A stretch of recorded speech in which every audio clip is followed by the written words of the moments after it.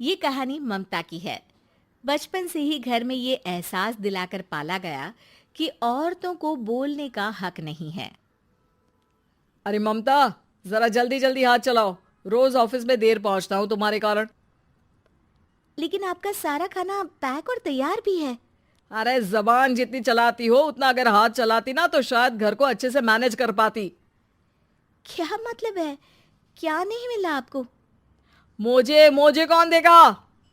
ममता भागकर पति को मोजे देती है। वो हर किसी का ख्याल रखती, लेकिन उसके घर में रोज का रोना लगा रहता। अरे माँ, आज स्कूल में टीचर ने मुझे फीस के लिए डांटा। माँ, मुझे अच्छा नहीं लगता कि स्कूल में फीस के पैसों के लिए मुझे कोई भी बात सुनाए। अरे पर बेटा, ये तो पापा करते हैं ना, सारा ऑनलाइन। मुझे तो इसकी जानकारी भी नहीं है। हाँ हाँ, बना लो बच्चों के सामने मुझे बुरा। अरे करता तो मैं ही हूँ, माना, लेकिन मुझे कोई सपना थोड़ी ना आएगा कि बच्चों की फीस जमा करनी है। अरे बताओगी तो तुम ही ना। ममता की अब ये आदत में शुमार हो चुका था। वो हमेशा हर बात के लिए खुद को ही दोषी मानती। एक दिन वो पड़ोस की दोस्त से कहती है, समझ नहीं आता यार, मैं इतनी डम कैसे हो सकती हूँ। बात तो सही भी है ना। अब पति बेचारा नौकरी करे, पैसे कमाए, या फिर ये देखे कि बच्चों की फीस का वक्त है। क्या करूँ यार। पता नहीं, मेरे पति तो सारा काम खुद ही करते हैं। वो तो कहते हैं कि तुम थक जाती होगी, सारा दिन घर बाहर बच्चे तो। अच्छा, ऐसे भी पति होते हैं क्या? अरे क्या बात कर रही है? भाई साहब कभी तुझे किसी बात के लिए सुनाते नहीं? किसने कहा नहीं सुनाते? अरे ये पति चीज ही ऐसी होती है कि बिना पत्नी को सुनाए उन्हें चैन की नींद कहाँ आती है। तो तू भी परेशान रहती होगी कि कैसे, क्या, कब भूल गई।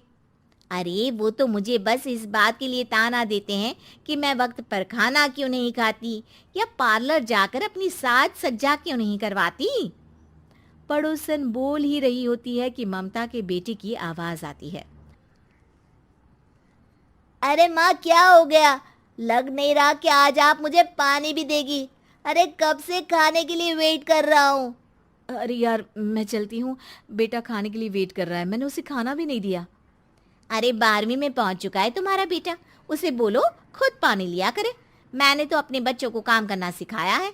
अरे यार, खुद की भी तो कोई लाइफ है। माना जब नहीं कर सकते थे तो किया, लेकिन अब इतने बड़े बच्चों की हर बात मानेंगे तो मुश्किल तो अपने को ही होगी। ममता को पड़ोसन की बात में दम तो लगता है, लेकिन करे क्या, आदत भी तो खुद ही ने डाली थी।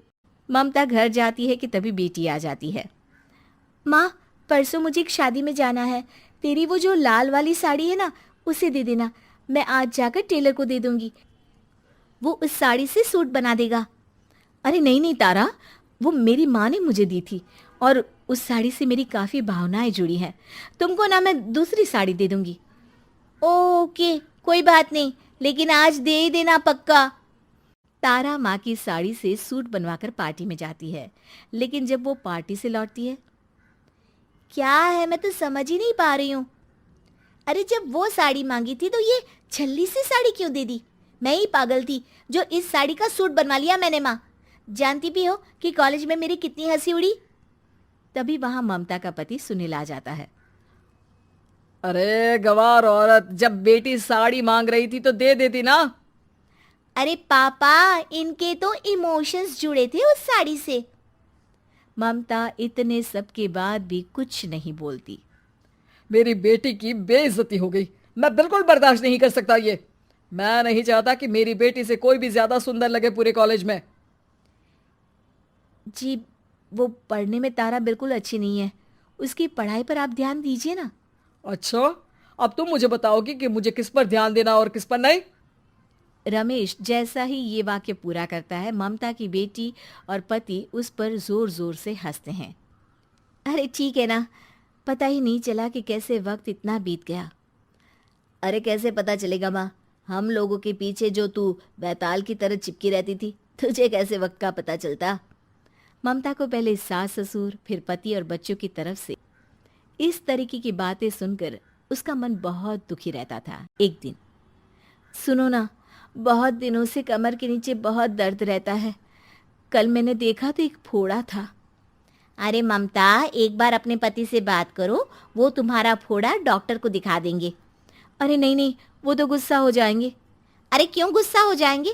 तुमको दर्द है? हाँ, लेकिन वो यही बोलेंगे कि ऑफिस जाऊं या फिर तुम्हें लेकर डॉक्टर के पास। तो बेटे से ही बात कर ले। अरे वो तो मैं कर लूं, लेकिन फोड़ा है ऐसी जगह कि उसे बताते मुझे शर्म आएगी।